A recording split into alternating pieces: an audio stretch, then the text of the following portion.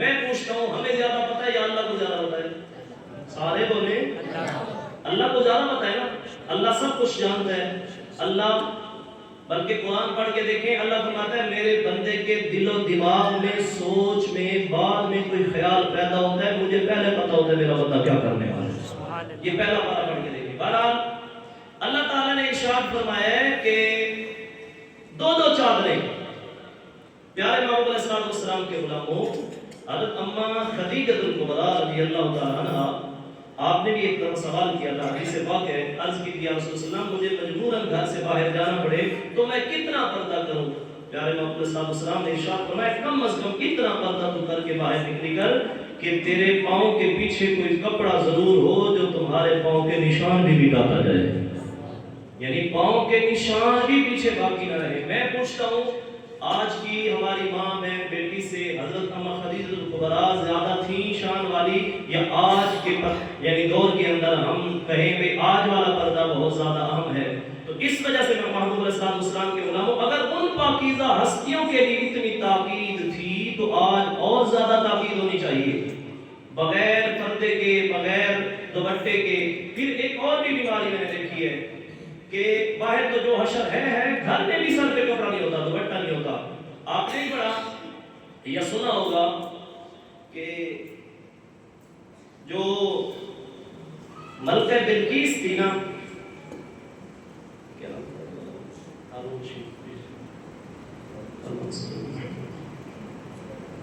ملکہ زبیدہ، ماشاءاللہ ملکہ زبیدہ، ملکہ زبیدہ وہ بیوی ہے جس نے 1700 کلومیٹر کی نہر بنوا کے حرم شریف تک پانی پہنچایا تھا حاجیوں کے لیے۔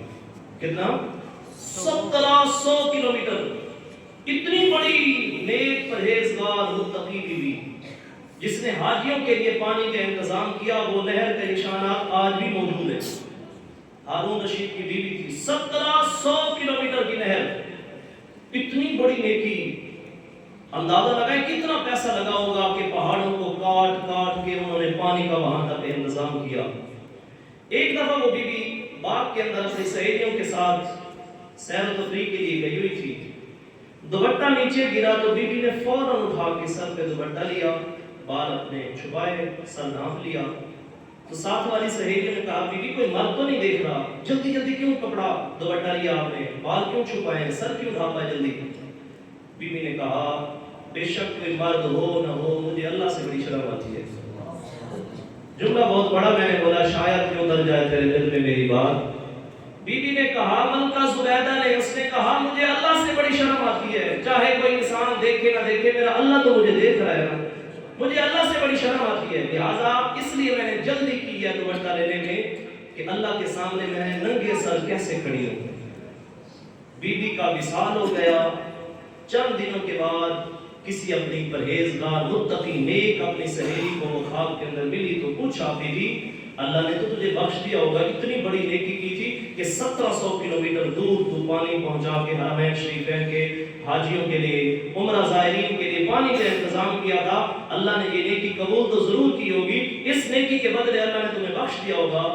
اس نے کہا ملکہ زبیدہ نے، اس نے کہا بے شک میری نیکی یہ قبول ہو گئی ہے، لیکن میری بخشش اس نیکی سے نہیں ہوئی کہ میں نے 1700 کلومیٹر دور نہر بنوا کے پانی پہنچایا تھا حرمین شریفین تک۔ اس نے کہا اس وجہ سے میں نہیں بخشی گئی، بلکہ وہ جو اللہ کے خوف سے، اللہ سے شرم کرتے ہوئے، اللہ کے ڈر سے میں نے باغ کے اندر جو جلدی جلدی دوپٹہ اپنے سر پہ لیا تھا نا، اسی نیکی کے بدلے اللہ نے میری بخشش فرما دی۔ اس لیے میرے بھائی پردہ ضروری ہے۔ حدیث بڑی لمبی ہے، علامہ صاحب نے بھی غالباً ادھر بیان کی ہوگی، میں نے بھی میرے خیال سے بیان کی ہے۔ بے پردہ عورت، ایک عورت 4 مردوں کو قیامت والے دن جہنم میں لے جائے گی۔ 4 مردوں کو، ایک بے پردہ عورت اپنے باپ کو، بڑے بھائی کو، خامد کو، بڑے بیٹے کو، 4 مردوں کو ایک۔ اس لیے تو معراج والی رات حضور صلی اللہ علیہ وسلم نے دیکھا تھا کہ زیادہ تعداد جہنم کے اندر عورتوں کی تھی، عورتیں لٹکی ہوئی تھیں۔ کس حال میں حضور صلی اللہ علیہ وسلم نے دیکھا کہ سلاخیں لگی ہوئی ہیں جہنم کی دیواروں میں، عورتیں اپنے بالوں کے ساتھ بندھی ہوئی ہیں، ان کو یہ سزا دی جا رہی ہے۔ کسی عورت کو کس معاملے میں سزا دی جا رہی ہے، کسی عورت کو کس معاملے میں؟ تو پیارے محبوب علیہ السلام کے غلاموں، جتنی ہماری مائیں بہنیں بیٹیاں اوپر آئی ہوئی ہیں وہ بھی سن رہی ہیں، اور جہاں تک یہ ہمارا پیغام جائے گا، یہ مسلمانوں کا شیوا نہیں ہے کہ پردہ دل کا ہوتا ہے، یہ یہودیوں نے ہمارے اندر چیز رائج کی ہے۔ اس سازش کو سمجھنے کی کوشش کریں۔ اگر دل کا پردہ ہوتا تو اللہ قرآن میں کبھی بھی کپڑے کے پردے میں اللہ حکم نہ فرماتا، حدیث میں بھی کبھی کپڑے کے بارے میں حکم نازل نہ ہوتا۔ تو اس وجہ سے عورت کا مطلب ہوتا ہے مستور، چھپی ہوئی چیز، اس کو جتنا چھپاؤ گے۔ میں کہتا ہوں ایک اور مسئلہ بھی ذرا سمجھا دوں، دلیری کے ساتھ سمجھا رہا ہوں، اللہ کرے کہ مردوں عورتوں کو دونوں کو سمجھ آئے۔ آخری مسئلہ، جب عورت کوئی جھگڑا کرتی ہے نا دنیا میں اپنے خاوند کے ساتھ، بڑا ضروری مسئلہ ہے۔ میں نے رمضان کے پہلے اشرے میں بھی سمجھایا تھا اور مردوں کو میں نے دلیر کیا تھا، میں نے کہا دلیر بن کے یہ مسئلہ ایک دفعہ گھر میں بیان ضرور کرنا، باقی آپ کی جو بنے گی وہ دیکھا جائے گا، بیان ایک دفعہ ضرور کرنا۔ جب کوئی عورت دنیا میں زمین پہ جھگڑا کرتی ہے نا اپنے خاوند کے ساتھ بغیر کسی عذر کے، جب وہ جھگڑا کرتی ہے نا تو اس مرد کے حصے میں جس جنت کی حور نے آنا ہے نا قیامت والے دن، جنت کے اندر جو سی حور اس کے حصے میں آنی ہے، وہ وہاں سے جھانک کے، جنت سے جھانک کے اس بیوی کو کہتی ہے اللہ کی بندی کچھ خیال کر، یہ تو چند دن کا تیرے پاس مہمان ہے، اصل تو میرے پاس اس کی میزبانی ہونی ہے جنت کے اندر۔ وہ کہتی ہے کیوں جھگڑا کر رہی ہے، یہ تو چند دن کا تیرے پاس مہمان ہے۔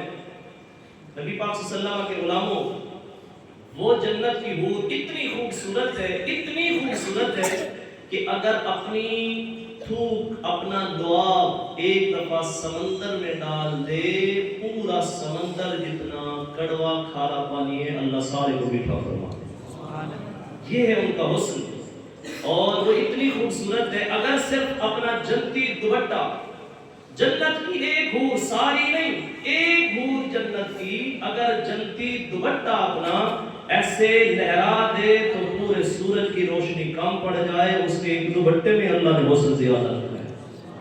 تو اس وجہ سے بھئی کوشش کرے جنت کی حوروں کو طلب کرنے کے لیے، اور اس گھر والی کو بھی دنیا والی کو سمجھائیں ضرور، مہربانی کیا کر، جھگڑا نہ کیا کر، اگر تو ایک ہے وہاں اللہ نے مجھے 72 عطا فرمانی ہے۔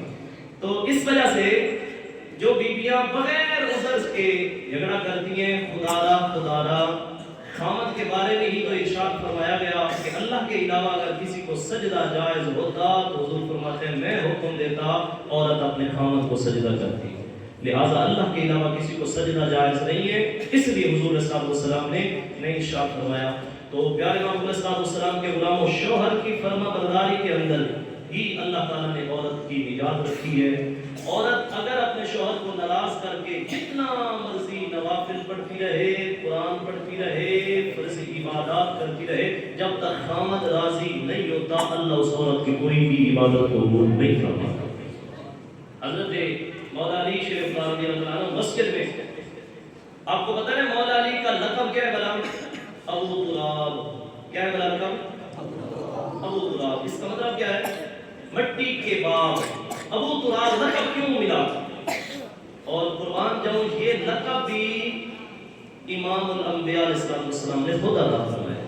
حضرت مولا علی کو ابو تراب والا لقب، مولا علی تھوڑے سے ناراض ہوئے حضرت بی بی فاطمہ الزہرا سلام اللہ علیہا سے، تھوڑے سے ناراض ہوئے، ناراض ہو کے مسجد نبوی شریف میں چلے گئے اور جا کے لیٹ گئے مسجد شریف کے اندر۔ حضرت مولا علی کے جسم مبارک کو نہ مٹی لگ گئی، یعنی اس طرح لگی، کیا میں کہوں کہ مٹی نے حضرت علی کے جسم کو چوما، حضرت مولا علی کے جسم کو بوسے دینے لگی مٹی، مسجد شریف کی، مسجد نبوی شریف کی مٹی۔ پیارے محمد صلی اللہ علیہ وسلم حضرت فاطمہ الزہرا سلام اللہ علیہا کے پاس آئے، فرمایا علی کہاں ہے؟ عرض کی یا رسول اللہ صلی اللہ علیہ وسلم مولا علی مجھ سے تھوڑے ناراض ہوئے، میں نے منانے کی بڑی کوشش کی ہے لیکن انہوں نے دوپہر والا قیلولہ گھر نہیں فرمایا، مسجد نبوی شریف چلے گئے ہیں۔ نبی پاک صلی اللہ علیہ وسلم فوراً گئے مسجد نبوی شریف کے اندر، جا کے دیکھا مولا علی لیٹے ہوئے آرام فرما رہے ہیں، مولا علی کے جسم کو مسجد نبوی شریف کی مٹی چوم رہی ہے۔ حضور صلی اللہ علیہ وسلم نے جب جا کے اٹھایا نہ جگایا تو یہی الفاظ فرمائے ابو تراب، یعنی اے مٹی کے باغ، مٹی پہ سونے والے۔ تو بس حضور کی زبان مبارک سے یہ کلمے نکلنے تھے کہ مولا علی کو یہی اللہ نے لقب عطا فرما دیا۔ پیارے محمد صلی اللہ علیہ وسلم کے غلاموں، حضرت مولا علی جیسی شخصیت اگر وہ تھوڑے سے ناراض ہو کے قیلولہ گھر نہیں فرمایا، دوپہر والا آرام گھر نہیں کیا، وہ مسجد شریف میں چلے گئے، پیارے محبوب نے خود جا کے جگایا، گھر لے آئے اور فوراً ان کا راضی نامہ صلح ہوئی۔ تو عرض کرنے کا مطلب یہ ہے ہر گھر میں کچھ نہ کچھ ہو جاتا ہے، لیکن خدا را گھر کو یعنی جنت کا ایک باغ بنانا ہو، جنت کی خوشبو حاصل کرنی ہو، جو میاں بیوی گھر میں خوش ہو کے رہتے ہیں، سلوک کے ساتھ رہتے ہیں، دنیا میں ہی اس گھر سے جنت کی خوشبو آنے لگ جاتی ہے۔ اللہ تبارک و تعالیٰ کی بارگاہ میں دعا ہے رب العالمین، جو بیان ہوا ہے یہ حسد والی بیماری، اللہ تعالیٰ یہ تمام مسلمانوں کو محفوظ فرمائے، اللہ ہم سب کا بھی ظاہر باطن ایک فرمائے، اور پیارے محبوب علیہ الصلوۃ والسلام کی شان مبارک، حضور صلی اللہ علیہ وسلم کی محبت پیار اللہ ہم سب کے دلوں میں معجزن فرمائے، آمین ثم آمین وما علیہ الا البلاغ۔